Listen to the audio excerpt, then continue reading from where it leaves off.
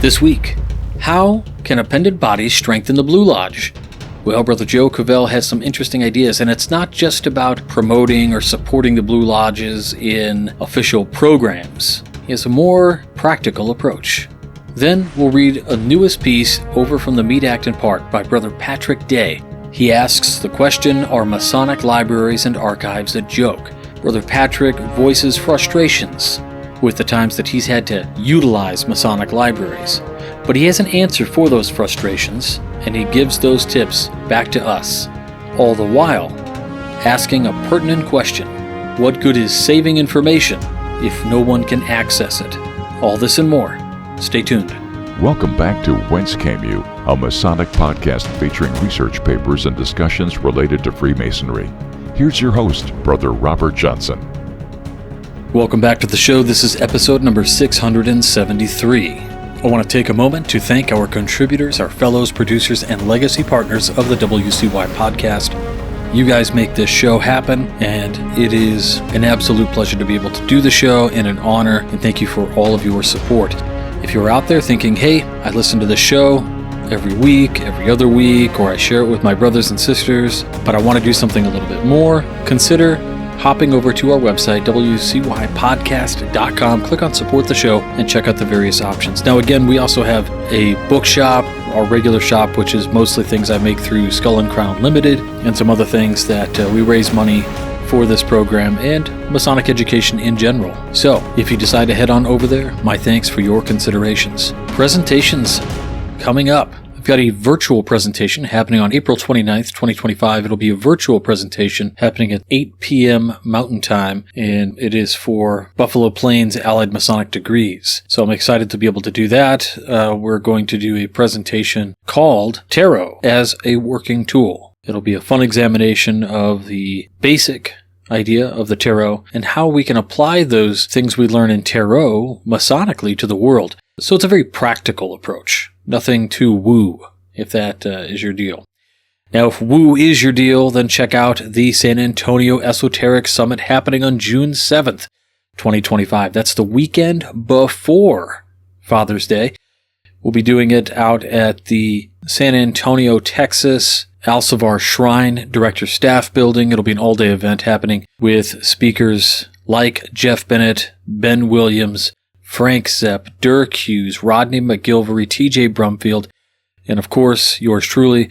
I'll be doing a presentation called Esoterics 101, which really is designed to be a beginning look into the deeper mysteries of Freemasonry and its kindred sciences. It really is ideal for lodges that need some additional exposure to the concept of quote-unquote esoteric masonry. We'll talk about schools of wisdom, some hidden symbolism, and hints at an ultimate revelation, and we'll explore those all together with some great Q&A. And the day will build from there. I believe I'm kicking the day off, so I'll blow the doors off the hinges with that talk, and then we're going to let it fly with some brothers who are going to dive into some other amazing esoteric topics. It's going to be fantastic. So, if that interests you, again, head on over to our website, wcypodcast.com, click on Presentation Schedule, and you'll see a poster for the San Antonio Esoteric Summit right there. Just click on it. That'll take you directly over to the website where you can grab your ticket. They're also having a festive board afterwards, which if that interests you, I believe it is a nominal additional fee. Somebody asked me recently what a presentation was that I give or that I've written that I've never been asked to give, because all my presentations that I have written are on the website. And so I think the most common one that really fires on all cylinders for most folks is the Masonic pub crawl. It is both philosophical, Masonic, and historical in nature that makes people really feel great. There are two presentations that I have never been asked to give, even though I have written them. And I think that's likely because of the controversy that may be surrounding them. And those, if just for fun, if you've never seen, one is called They Know Not What They Do, The Esoteric Freemasons' Uninformed Obsession with C.W. Ledbetter. And the other one is called Adeptus Realist, The Life of a Servant, Paul Foster Case. I guess I did do somewhat of a version of the Adeptus Realist in a sense for Space Novum, my mother lodge many years ago. But those are the two. Not that I'm looking to do them anytime soon or pointing it out to do them. I'm just giving you some useless trivia. Anyway, with that out of the way, I want to get into this week's education, and I got 2 great articles for you all, and one is a very relevant piece, something that we have struggled with in Freemasonry for a very long time, and this is about appendant bodies in Freemasonry. So over at the Midnight Freemasons blog, midnightfreemasons.org, Brother Joe Covell wrote a piece called How Can the Appendant Body Strengthen the Blue Lodge? This has been an ongoing debate for many years, and in fact, lots of programs have come out where these appendant bodies have said, hey, we're here to support Blue Lodges. For instance, Psyots, I think, do the first degree. Scottish Rite offers the Not a Man, a Mason path so that men all over the world can find a Blue Lodge in their area. But those are things we know about. Let's see what Brother Joe Covell has to say on the topic. How can the appendant body strengthen the Blue Lodge? For those familiar with my work with Midnight Freemasons, this subject matter may seem completely off-brand compared to what has been previously published. One might ask why such a stark departure from the usual trestle boards of mysticism, esotericism, spiritualism, and the like. In addition to this blog, I've expanded my ideas into new spaces under the persona Arcanum in the Brainum, a nod to the classic Cypress Hill song, Insane in the Brain. Arcanum in the Brainum brings together a mix of in-person and virtual study groups engaging social media channels and multimedia content enhanced by AI tools like Pictory, Leonardo, ChatGPT, and VSub. This includes visually rich images and videos inspired by my previous articles, as well as audio clips from recorded study group sessions and other sources. To me, the ideal lodge is one that offers a mix of thought-provoking programs that inspire attendees to dive deeper, along with those that are lighthearted and entertaining, in other words, something for everyone. The work we do as Masons carries a deeper meaning beyond what meets the eye, but there's still a strong need for disciplined ritual instruction, focused work, and well-organized, synchronized administration. Within the world of Freemasonry, there's a role for every member, one that complements their strengths, interests, and passions. Having become a Mason in 2022, my progression through the appendant bodies has been incredibly fast, including all 3 York Rite bodies, Scottish Rite, Shrine, Tall Cedars, Allied Masonic degrees, and more. I can say with complete confidence that no one forced me into anything I wasn't ready for. I spent a good 5 years exploring Freemasonry before joining and knew exactly what I wanted to pursue, actively seeking membership. Not only did I join these various organizations, but I currently hold officer roles in 4 of them. To say desperate times call for desperate measures would be a complete understatement, but I have not taken on any role that I am not capable of fulfilling. If you are a grumpy past master reading this, I have a fairly good idea of your thoughts on the matter. Here in Pennsylvania, I have heard discussions about requiring newly made Masons to wait a mandatory 1 year before joining any other bodies. I understand the reasoning behind this, but from my experience, I personally feel this would be a huge detriment. My justification for doing so much so soon was that I wanted to join everything I was interested in and start from the ground floor to better determine which directions I wanted to pursue. I received my Royal Arch degree in November of 2022 and was asked to be a scribe of that chapter that January. I put it off until January of 2024, jumping straight to King out of necessity, and now I am serving my year, Most Excellent High Priest in 2025. In my mother lodge, Quakertown Lodge number 512, I served as Junior Master of Ceremonies and often stepped in as Pursuivant on evenings when attendance was sparse. For those unfamiliar with Pennsylvania Masonry, this might sound a bit unusual as Pennsylvania often does things differently. The Junior and Senior Masters of Ceremonies, for instance, are comparable to the stewards in most other jurisdictions, positioned near the Senior Warden. The Pursuivant, on the other hand, sits between the Junior and Senior Masters of Ceremonies and is responsible for tiling the lodge in Pennsylvania. All 3 officers, along with the tiler, carry swords as part of their duties. In 2024, I chose to become a plural member of Shiloh McCalla Lodge number 558, and by 2025 I find myself honored to serve as Junior Warden. Shiloh McCalla Lodge is more than just a Blue Lodge. It is also home to Lansdale Royal Arch Chapter number 301, Damascus Commandery number 95, and Akawaya Council number 185 of the Allied Masonic degrees, all of which I am proud to be a member. Before committing to being king in 2024, I had firmly held to the idea that I must first go through Blue Lodge before taking on any leadership role in any of the bodies.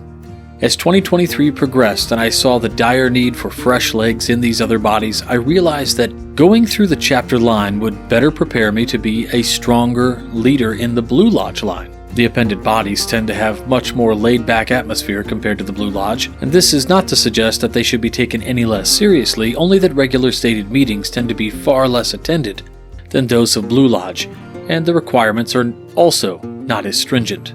Currently in Pennsylvania, in order to be Junior Warden, the Grand Lodge of Pennsylvania requires that a brother must be certified in the business of the lodge. To be Senior Warden, he must be certified in the first degree, and to be Worshipful Master, he needs to be certified in either the first and second degrees or the third degree. Some districts require certification in all three degrees, mainly to ensure there are enough qualified brothers who can confer all three degrees when needed.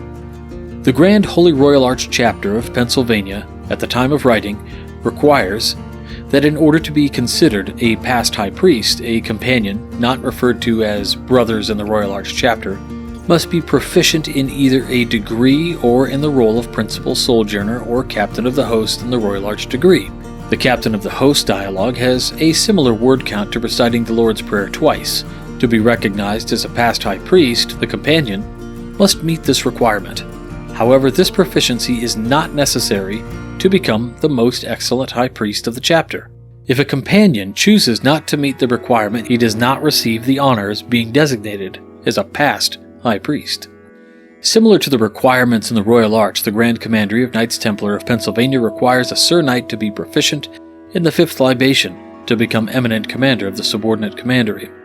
This does not require anywhere near the amount of memory work that Blue Lodge demands.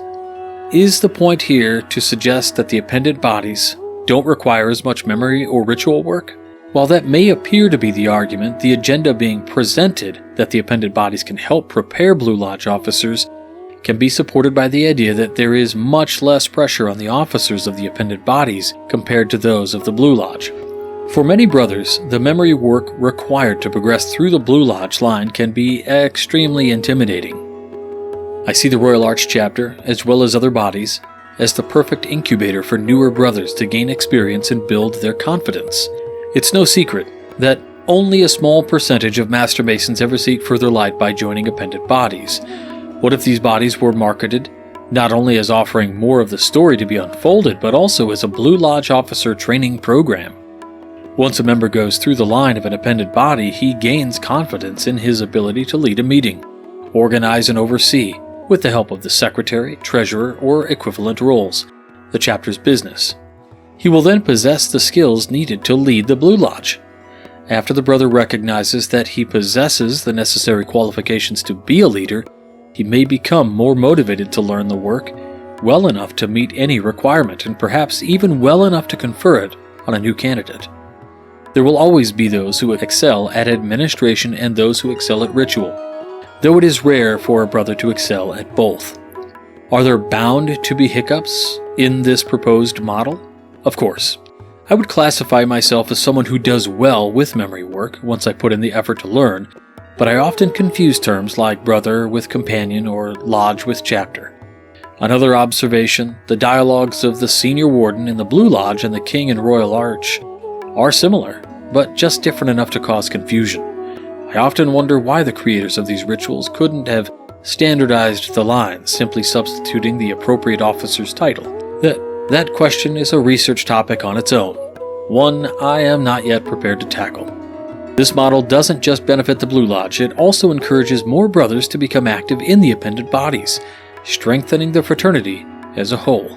Joe Cavell is new to Masonry, having been raised in March of 2022 at Quakertown Lodge 512 in Quakertown, PA. He's a student of esoteric philosophy since 2016 and loves to discuss it with like-minded brethren. He's involved in many areas of Freemasonry across Pennsylvania. Well, Brother Joe, thank you so much for this piece. I think people would do well to think about this And, I have seen this in action, actually. I had a close brother that we talked very often, and the brother was very active down at the York Rite. It was our Royal Arch chapter, to be specific, and he had gone through both the Royal Arch chairs and Cryptic Council chairs. In Illinois, they are separate, but he did them both, and then later found himself being very active in his Blue Lodge, becoming Master Leader. And I would bet, I think the term is dollars to donuts, that he would say to you his time in the Royal Arch lines, both Royal Arch and Cryptic Council, absolutely prepared him for what was to be a great year for him. I'd love to know what you guys think about the topic. Did you have anything that happened similar to this? Myself, of course, I went Blue Lodge traditional ways all the way through by the book kind of thing. I didn't join the Royal Arch until a year after I became a Mason. And then I didn't join the Scottish Rite for about 3 or 4 years after I became a Mason. So it's just been that way for me.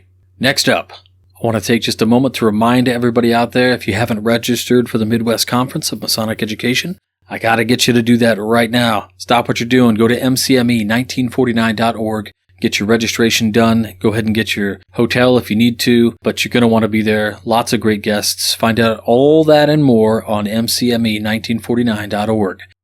The next piece I have for you this week is one that caused quite the talking points online, whether it was on Reddit or social medias.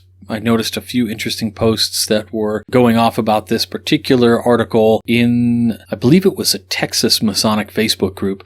In any case, it was posted to the Meet, Act, and Part blog on meetactandpart.com.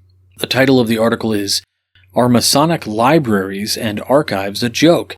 Now, as I started to read this, of course, it's kind of a topic near and dear to my heart due to the fact that I actively collect Masonic books and have a massive Masonic library myself, spanning, well over 1,000 books. So anyway, let's see what Brother Patrick Day has to say about this topic. Are Masonic libraries and archives a joke?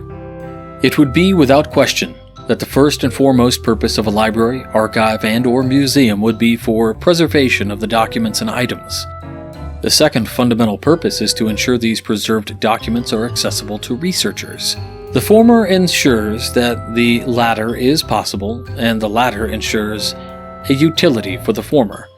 Why bother preserving anything if no one can have access to it? If I were to give any advice to someone doing Masonic research, I would say to start at your public library. Unless you're looking for something incredibly niche and particular, such as membership records or maybe some original documents from a past Grand Master, your best bet is to go to the public library. In my experience, lodges and Grand Lodge libraries are wastes of time. Unless you have unfettered access to a lodge or a Grand Lodge library and archive, you will likely have an easier time getting something through the public library. Some years ago, I was looking for a lodge history book. I reached out to that lodge, but knowing from experience that getting a response may take a long time, if they respond at all, I decided to also reach out to the Grand Lodge as well, and that lodge never did respond to me. It took a few weeks before the Grand Lodge librarian got back to me. He was incredibly resistant to help in any way, and when I asked for scans and that I was more than happy to pay him and make a donation, he sent me a long email about these things are secret and email is not secure and so forth. Frustrated, I looked up the book online and found a copy on Google Books, which I sent a link to him and said that I did not need his help anymore. And I had a similar situation with another Grand Lodge librarian, but that book was not on Google Books, so I put in a request through the interlibrary loan at my public library and had a copy in a few weeks, free of charge. I can't count the number of times that I reached out to a lodge or a Grand Lodge looking for information or help with my research, and to not even get a response. Perhaps 5% of the time I do get a response, which usually leads nowhere, because the person in charge does not actually want to take the time to look for something. So it is nice we have decided to preserve these things and even put someone in charge of these archives. But if they aren't going to be helpful to researchers, why even have an archive? or even someone in charge of the archive. Public libraries don't work like this. It's not a token collection for the sake of state's vanity. Librarians are paid professionals who not only look after the collection of books and documents, but it is their job to help researchers. And to be completely frank, research librarians not only will assist you, but usually are excited to help. "Ooh, I get to use my degree," I heard one librarian say to me when I brought her some queries of archival materials that I was looking for.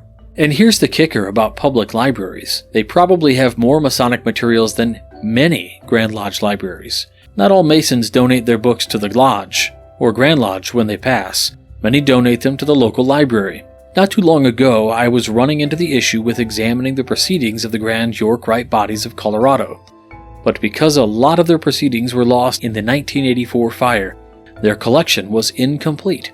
I asked around and was sent on a wild goose chase to Masonic halls around the state that might have copies of the old proceedings, and either they didn't have anything or they never would respond to me.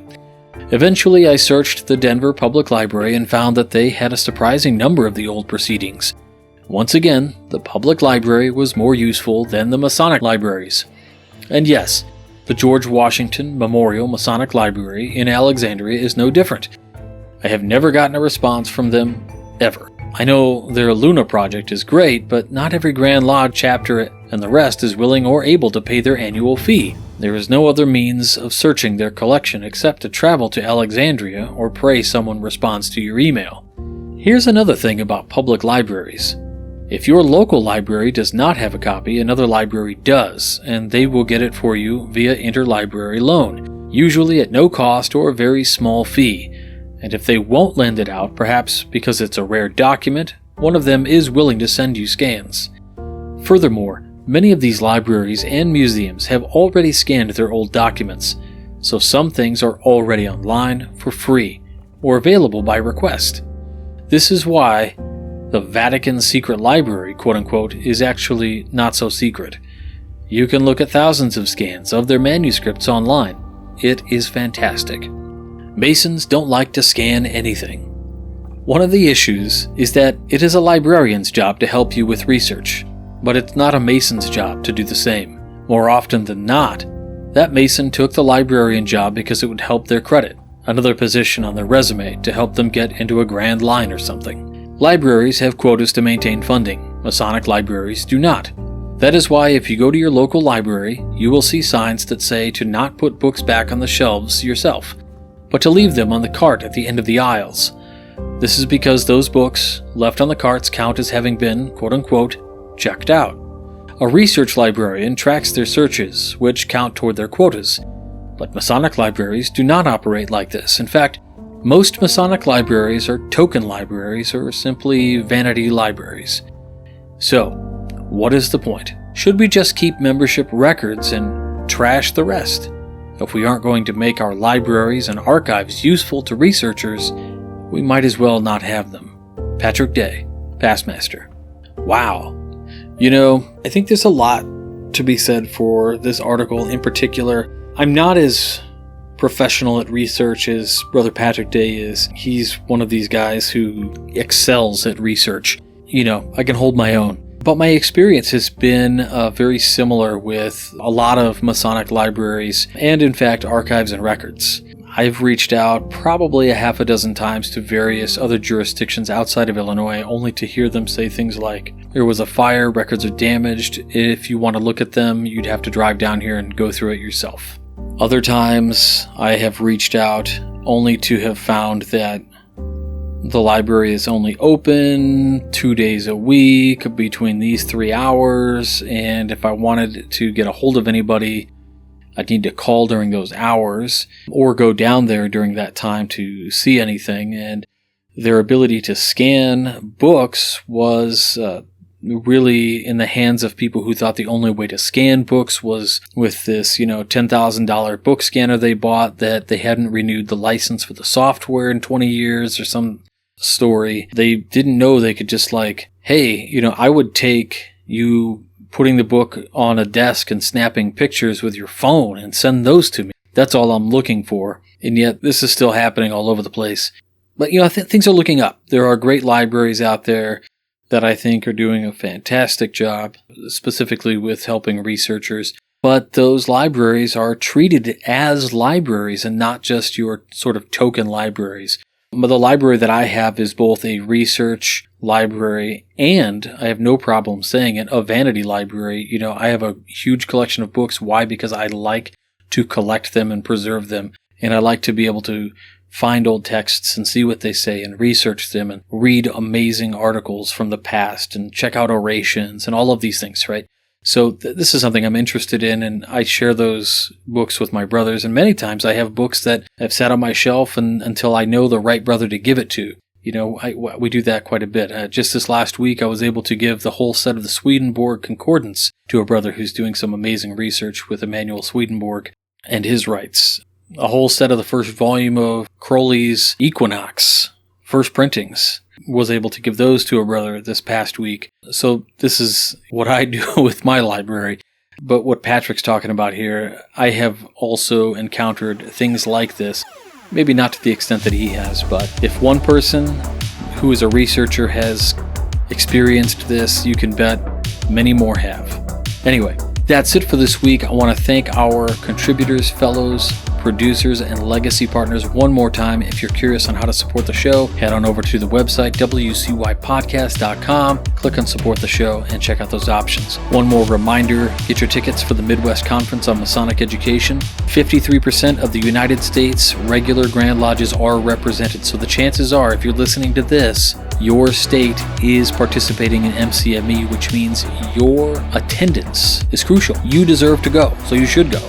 Anyway, that's it for this week. Until next week, stay on the level. For Whence Came You, I'm Robert Johnson. Take care. You've been listening to Whence Came You, a Masonic podcast featuring research papers and discussions related to Freemasonry with your host, Brother Robert Johnson. Be sure to join us for our next edition.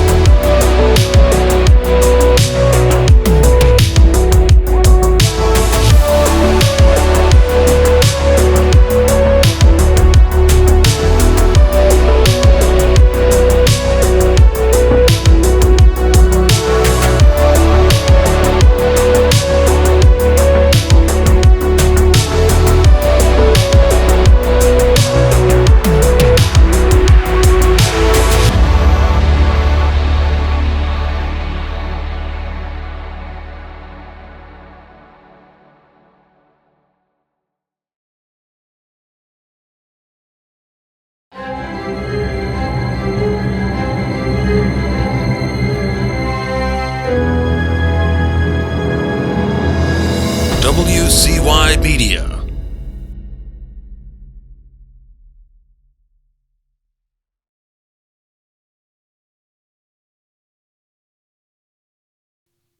Why, that's BBS, no,